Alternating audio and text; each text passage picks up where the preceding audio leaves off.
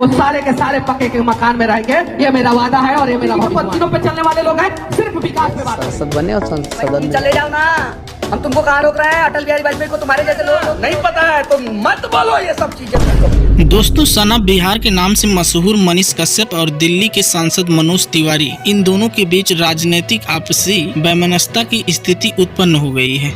ऐसा इसलिए क्योंकि आपने देखा होगा 2024 के लोकसभा के चुनाव में मनीष कश्यप और मनोज तिवारी का जो व्यवहार था, जो प्रेम था, ऐसा लग रहा था कि मनोज तिवारी मनीष कश्यप के परिवार के मेंबर ही हैं। ऐसा इसलिए कि जब मनीष कश्यप ने घोषणा की थी कि मैं बेतिया से लोकसभा चुनाव लड़ूंगा, जैसे ही मनीष कश्यप की यह बात सोशल मीडिया पर फैली, वैसे ही बीजेपी ने अपना गुप्तचर लगा दिया कि किसी तरह मनीष कश्यप को रोका जाए, और वही हुआ भी। दिल्ली के सांसद मनोज तिवारी बेतिया आए और मनीष कश्यप को बीजेपी की सदस्यता भी दिलवाई। जब मनीष कश्यप ने बीजेपी की सदस्यता ले ली, उसके बाद लोगों को यह समझ में नहीं आ रहा था कि जो मनीष कश्यप रोज यह कहता था कि मैं विकास करूंगा, चुनाव लड़ूंगा, लोगों का हर काम पूरा करूंगा, वह मनीष कश्यप अचानक से यूं टर्न क्यों हो जाता है? आखिर कुछ न कुछ तो डील हुई होगी। डील में यह भी हो सकता है कि ये भी डील हुआ होगा कि आने वाले विधानसभा चुनाव में तुम्हें विधायकी का टिकट दे दूंगा। MLC टिकट देने की भी बात सामने आई थी। इस तरह तमाम मुद्दों को लेकर डील हुई होगी।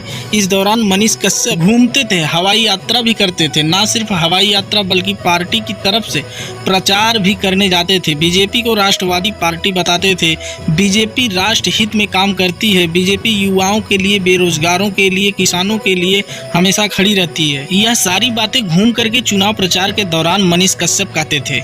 यह सारा प्रकरण 2024 के लोकसभा चुनाव के दौरान चल रहा था। लेकिन जैसे ही लोकसभा चुनाव खत्म हुआ, मनोज तिवारी फिर से दिल्ली के सांसद बने। उसके बाद मनीष कश्यप की बिहार वापसी हुई, और न सिर्फ बिहार वापसी हुई बल्कि मनीष कश्यप को फिर से उसी जगह पर पहुंचा दिया गया जहां मनीष कश्यप पहले थे। आप और हम यह कैसे कह सकते हैं कि मनीष कश्यप के साथ एक बड़ी डील हुई थी? चुनाव के दौरान कई लोगों ने यह भी कहा कि भाई ये बीजेपी है, सिर्फ और सिर्फ प्रलोभन देगी, और जब स्वार्थ पूरा हो जाएगा तो आपको कचरे की भांत निकाल कर फेंक दिया जाएगा। और वही हुआ मनीष कश्यप के साथ। इस बात को लेकर मनीष कश्यप और मनोज तिवारी के बीच में जो व्यवहार था, वो व्यवहार खत्म होते हुए साफ साफ नजर आ रहा है।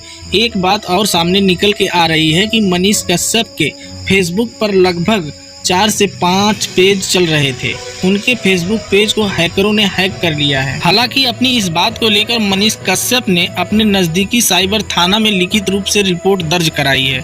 आपको बता दें कि साइबर में आवेदन के बाद भी उनका फेसबुक पेज केवल 2 ही रिकवर हो पाया है। इस दौरान मनीष कश्यप को काफी ज्यादा टेंशन का सामना करना पड़ा, क्योंकि सोशल मीडिया से जो पैसा मिलता था अब वो सब बंद हो गया और मनीष कश्यप के ऊपर आर्थिक दबाव आने लगा। इस बीच मनोज तिवारी का फोन नहीं आया।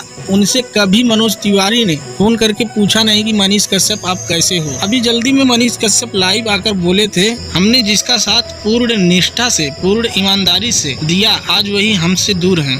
कहीं ना कहीं टारगेट मनोज तिवारी की ओर था, क्योंकि अगर मनोज तिवारी चाहते तो मनीष कश्यप का फेसबुक अकाउंट चुटकियों में रिकवर हो गया होता। क्योंकि अगर एक नॉर्मल इंसान FIR करता है तो उसका फेसबुक अकाउंट रिकवर हो जाता है, क्योंकि मामला मनीष कश्यप का है।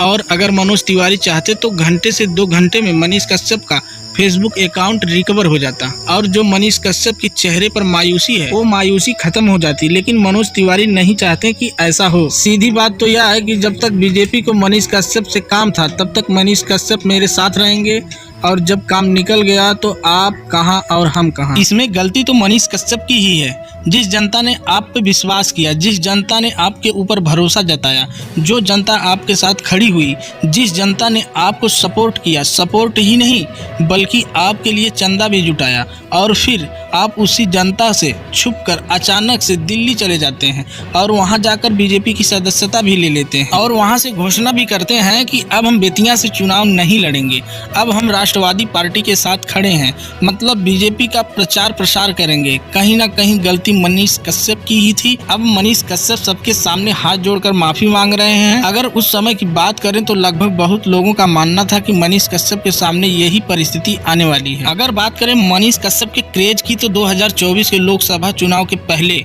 और 2024 के लोकसभा चुनाव के बाद इनके फैन फॉलोइंग में कमी आई है। तो कहीं ना कहीं मनीष कश्यप अपने ही पैर पर कुल्हाड़ी मारने का काम किए दिए हैं।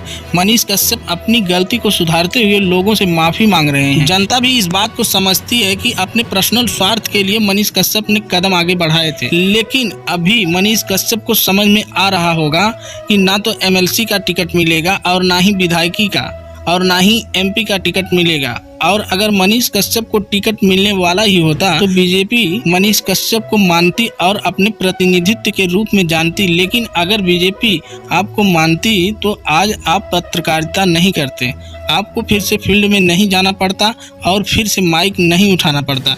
कहीं ना कहीं इस बात से स्पष्ट रूप से जाहिर होता है कि मनीष कश्यप का राजनीतिक भविष्य अब नहीं है, अब सिर्फ उनका भविष्य पत्रकारिता में ही है। अब मनीष कश्यप फिर से पत्रकारिता शुरू कर दिए हैं, सरकार को फिर से टारगेट कर रहे हैं। इस बात से यह साबित होता है कि बीजेपी मनीष कश्यप से क्या चाह रही थी। दोस्तों, लास्ट में यही कहना चाहूँगा कि आरोप प्रत्यारोप लगते रहते हैं, बातें होती रहती हैं। वैसे आपको क्या लगता है, मनीष कश्यप को पत्रकारिता करनी चाहिए या राजनीति में रहना चाहिए? कमेंट बॉक्स में ज़रूर बताइएगा। बाकी आज की वीडियो कैसी लगी? अगर अच्छी लगी तो चैनल को सब्सक्राइब और वीडियो को एक लाइक ज़रूर कर दीजिए। फिर मिलते हैं नेक्स्ट वीडियो में। धन्यवाद।